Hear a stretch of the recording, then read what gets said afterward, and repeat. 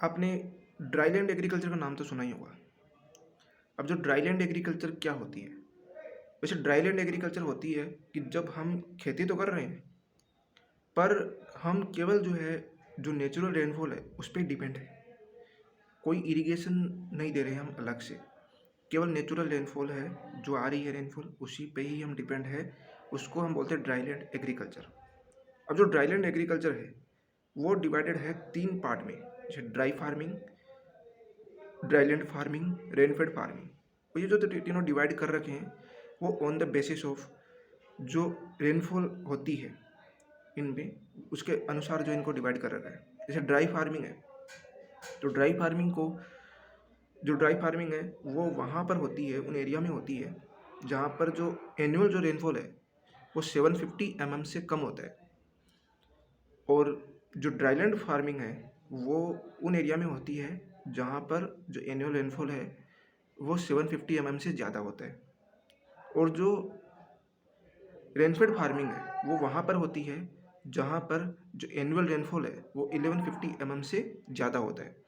तो जो तीनों ही हैं, ये डिवाइड कर रखे हैं on the basis of annual rainfall. उसके बाद में एक जो है यूनाइटेड नेशन की एक संस्था है, ESCAP, यानी इकोनॉमिक एंड सोशल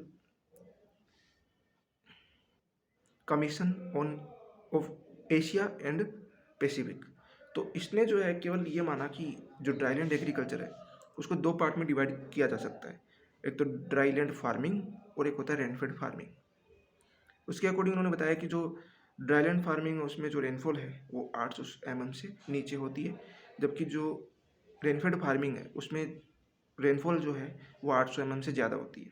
जबकि जो वाटर की अवेलेबिलिटी है, वो जो मॉइस्चर है, वाटर जो मॉइस्चर है, सोइल मॉइस्चर, वो ड्राईलैंड फार्मिंग में शॉर्टेज होता है, मतलब कमी होती है उसमें, और जो रेनफेड फार्मिंग उसमें ज़्यादा होती है, मतलब सेटिस्फैक्ट्री होती है।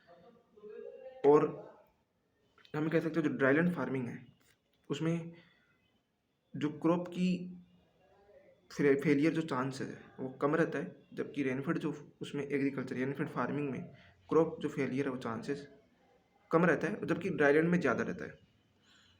तो ये कुछ जो है ड्राईलैंड फार्मिंग और रेनफेड फार्मिंग में डिफरेंसेज है। और फिर उसके बाद जो है हमें देखते हैं कि जो रेनफेड फार्मिंग है उसमें प्रॉब्लम क्या क्या आती है। तो पहला जो प्रॉब्लम आती है वो क्लाइमेट के बेसिस पे आती है। क्लाइमेट के बेसिस पे, तो क्लाइमेट जो है उसके बेसिस पे देख सकते हैं कि रेनफॉल वेरिएबिलिटी, क्योंकि हर जगह जो है रेनफॉल जो है वो हर साल वेरी करता है और हर जगह वेरी करता है। हर साल मतलब रेनफॉल कई बार ज़्यादा होगी, किसी साल ज़्यादा होगी, किसी साल कम होगी। और कई बार ऐसा भी होता है कि किसी जगह ज़्यादा हो रही है और किसी जगह कम हो रही है।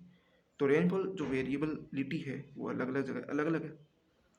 कई बार रेनफॉल इंटेंसिटी की बात करते हैं कि रेनफॉल की जो इंटेंसिटी है वो कितनी खतरनाक है, तो वो भी जो है डिपेंड करता है, उससे भी जो है वो जो रेनफेड एग्रीकल्चर है वो अफेक्ट करता है। और जैसे टेम्परेचर हो गया, टेम्परेचर के से रेनफेड एग्रीकल्चर जो फार्मिंग होती है, रेनफेड जो एरिया होता है उसमें नॉर्मली जो है टेम्परेचर ज़्यादा ही रहता है।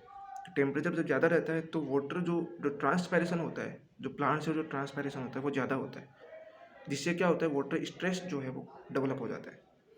और फिर ये तो क्लाइमेट की कंडीशन के अकॉर्डिंग एक होता है सॉइल कॉन्स्टेंट्स, यानी सॉइल में कुछ कमी हो, जैसे कि सॉइल फर्टिलिटी में कमी हो, और सॉइल में जो हम कह सकते हैं कि मॉइस्चर की जो कमी है।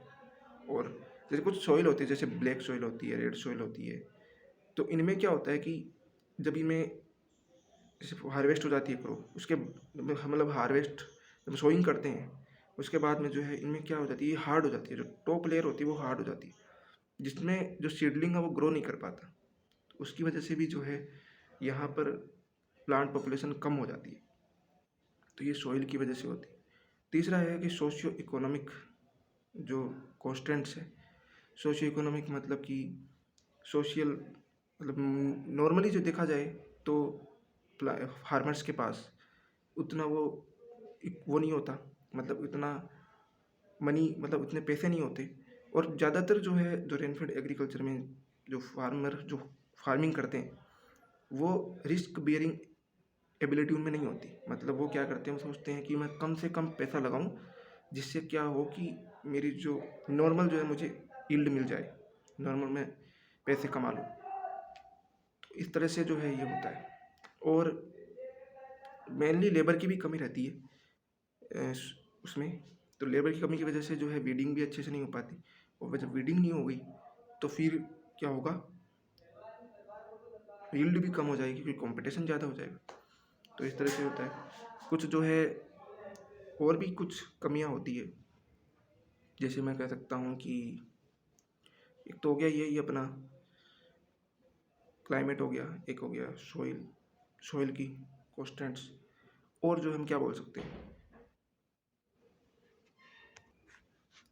एक होता है हेवी वीड इन्फेस्टेशन, मतलब कि वीड जो है वो बहुत ज़्यादा मात्रा में आ गए। एक हो सकता है लैक ऑफ सुटेबल वेराइटीज़, मतलब जो वेराइटीज़ डेवलप होती है वो मेनली डिपेंड रहती है ऑन इरिगेटेड कंडीशन, वो ड्राईलैंड कंडीशन पर डिपेंड नहीं होती। तो वही है कि जो प्योरली स्पेशली जो ड्राईलैंड कंडीशन के लिए ही बनाई जाए वेराइटी, उनकी बहुत कमी है।